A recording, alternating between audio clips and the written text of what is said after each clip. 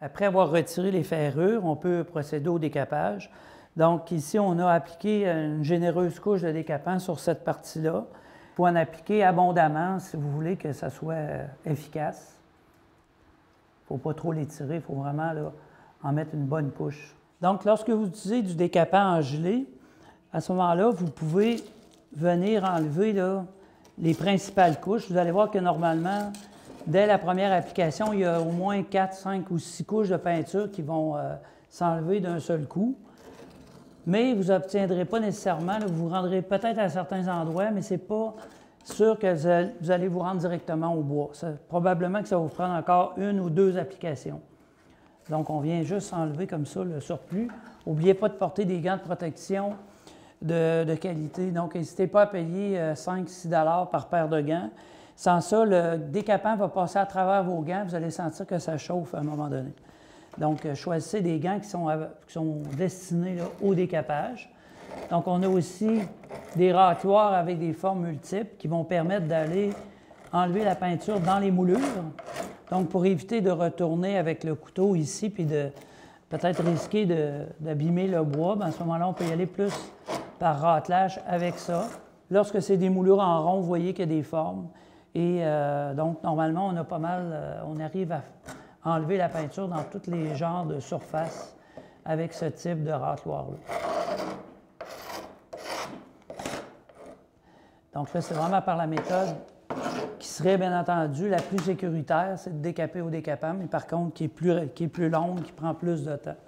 Donc, dès que vous avez enlevé une première couche, on va retourner, là, appliquer encore généreusement une autre couche de décapant. Donc, n'hésitez pas à en mettre très, très épais. Plus vous allez en mettre épais, plus ça va être efficace. Si vous commencez à l'étendre, ça ne fonctionnera presque pas. Vous allez enlever peut-être une seule couche de peinture à chaque application.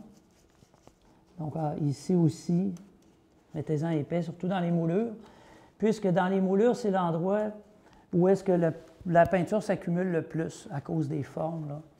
Souvent, c'est là qu'il y en a le plus épais. Donc, une fois que vous avez appliqué la deuxième couche, après ça, on peut gratter une autre fois. Donc, on vient tranquillement. Toujours faire attention pour ne pas abîmer le bois, donc pour ne pas planter notre grattoir dedans, dans les fibres du bois. Et selon le nombre de couches de peinture que votre fenêtre va avoir ou votre porte, bien, ça peut prendre, comme on voit, 2 ou 3 applications avant vraiment d'atteindre le bois. Pourquoi on fait ça? C'est surtout pour enlever les accumulations de nombreuses couches de peinture qui, si vous ne faites pas le décapage, vont faire que vous allez peindre, mais ça ne durera pas là, très, très longtemps. Donc, si vous avez pris le temps de démonter vos battants, je pense que ça vaut vraiment la peine d'aller jusqu'à un décapage, au moins pour se rendre là, proche de la surface du bois. Donc, vous voyez ici, il resterait une dernière couche probablement là, de décapant. Donc, on va encore faire une application. Il faut toujours attendre au moins 5 à 10 minutes. Je vous conseille de prendre le décapant en gelée, qui est dans une forme assez gélatineuse, parce que celui qui est liquide, à ce moment-là, les avantages, c'est qu'il va couler et ça va peut-être être plus difficile là, à contrôler. Donc, on applique encore généreusement et on va laisser là, agir pendant quelques minutes. Pour le décapage au décap-tout, si vous utilisez plutôt le pistolet chauffant, donc il va y avoir quand même des éléments là, importants à faire attention. Donc, il faut toujours décaper les petits bois, par exemple, ou la mouluration, avant de venir sur la surface. Pourquoi? Parce que si vous avez déjà décapé votre surface et que vous venez chauffer ici au niveau des moulures, vous risquez vraiment de brûler le bois, de faire des brûlures qui vont rester apparentes. Donc, il faut commencer par décaper la partie de la mouluration, des petits bois. Et une fois qu'on a fait ça, là, après ça, on va pouvoir venir faire la surface et on n'aura pas beaucoup de risques que ça brûle ou qu'on ait vraiment des problèmes. Maintenant, l'autre problème qu'on va connaître si on travaille avec ça, c'est que si on chauffe le verre, probablement qu'il y a des bonnes chances qu'il va casser. Donc, si vous commencez à faire du décapage avec cet outil-là et que vous cassez 50 de vos carreaux de verre, donc c'est beaucoup plus de travail et beaucoup plus de frais puisque vous allez avoir à remplacer plus de carreaux de verre.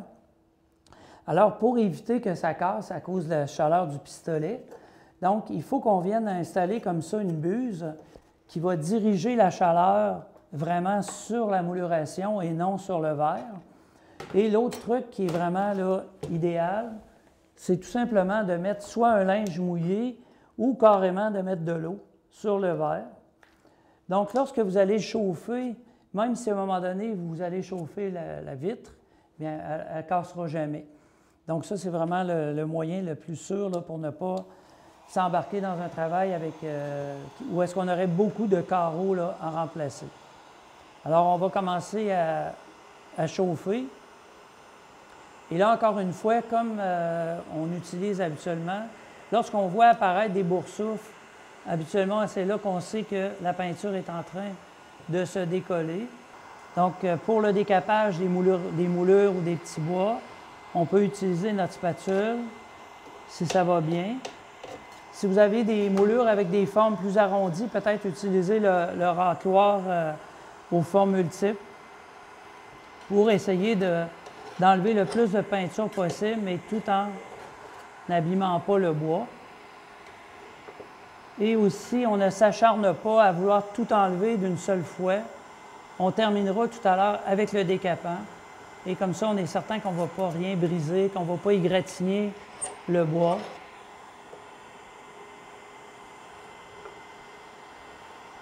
Donc, ça va quand même bien. On est capable de décaper de façon rapide. Beaucoup plus qu'avec le décapant.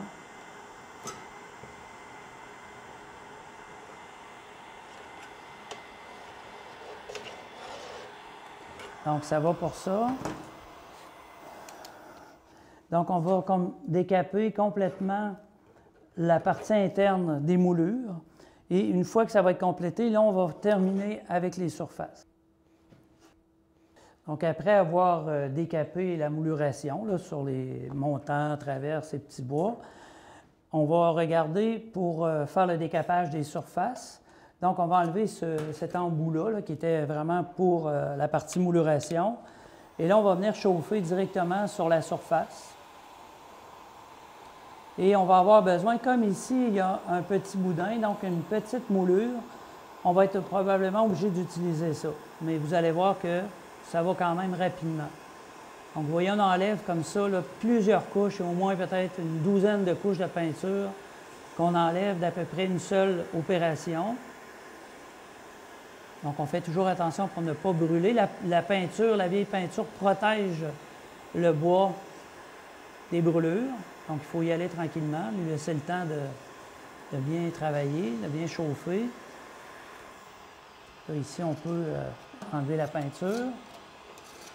Donc, on va la retirer. Ici, comme on disait pour le petit boudin, bien, on peut chauffer doucement. Et on va venir ici avec le râteloir toujours pour terminer. Donc, vous êtes mieux d'être obligé de rechauffer que d'essayer d'aller trop rapidement puis de brûler votre bois.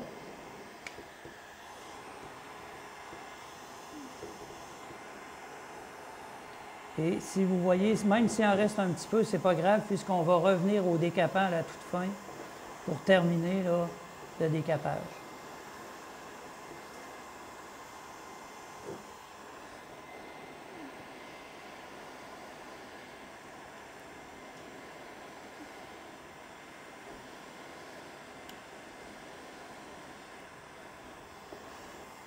Vous voyez que ça va quand même assez rapidement.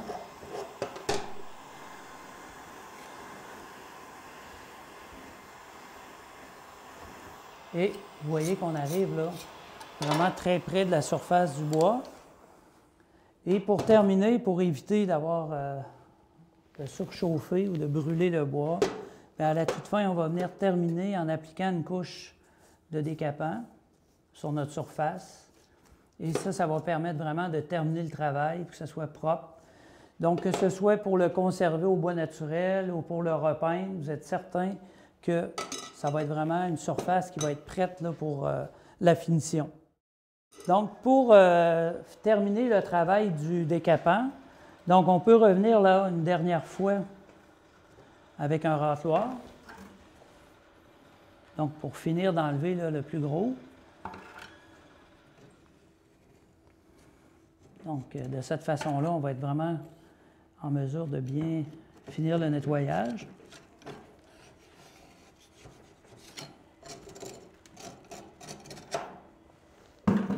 Et pour la toute dernière application, on va venir maintenant terminer avec la laine d'acier pour finir d'enlever ce qui reste dans les pores du bois.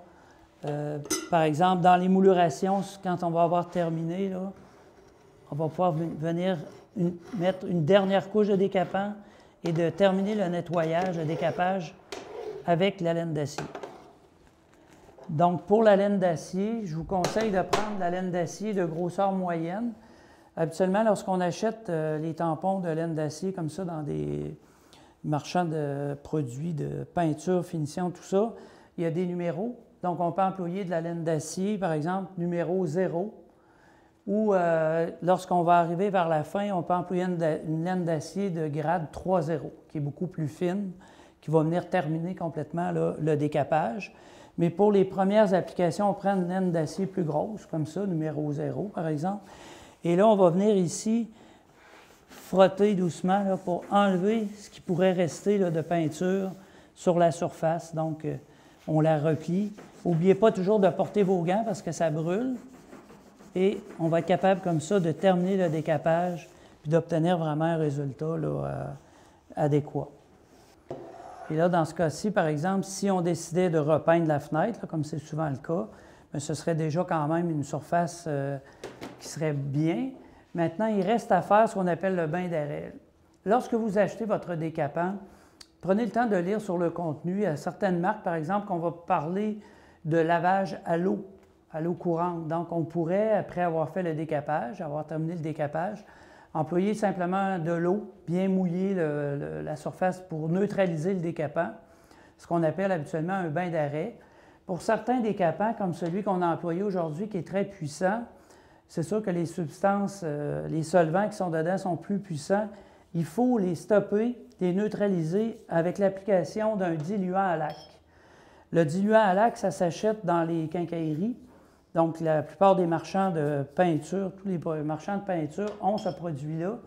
Donc, à ne pas mélanger avec du Varsol, qui est le solvant pour nettoyer les pinceaux, mais bien du diluant à lac. Et en appliquant le diluant à lac, on va finir de nettoyer, puis on va neutraliser le décapant. C'est important de l'arrêter parce que lui, il est imprégné d'un port du bois, puis c'est meilleur de l'enlever là, complètement. Et là, c'est là qu'on va utiliser la laine d'acier 3.0, qui est beaucoup plus fine. Et là, on va venir terminer le nettoyage avec la laine d'acier et le diluant à lac. Et là, on est certain qu'on a vraiment préparé notre surface là, parfaitement pour la peinture ou le vernis, si éventuellement c'est ce qu'on voudrait faire.